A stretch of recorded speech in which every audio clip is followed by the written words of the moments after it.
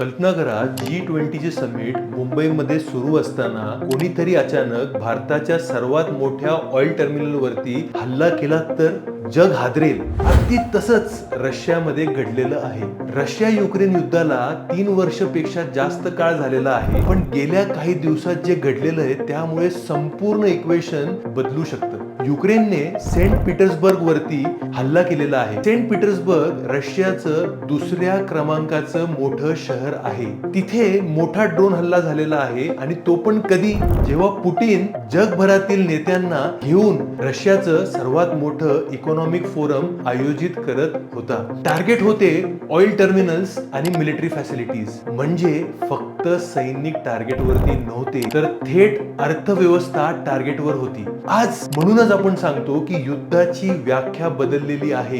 पूर्वी सैन्य सीमा ओलांडायचं, आज ड्रोन हजारो किलोमीटर दूर जाऊन शत्रूवर हल्ला करू शकतात. कधी काळी युद्ध जिंकायला हजारो रणगाडे लागायचे, आज कदाचित काहीशे ड्रोन्स पुरेसे राहतील.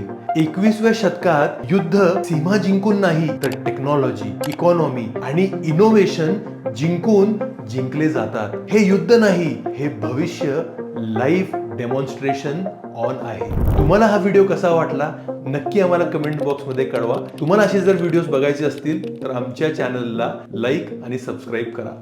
धन्यवाद.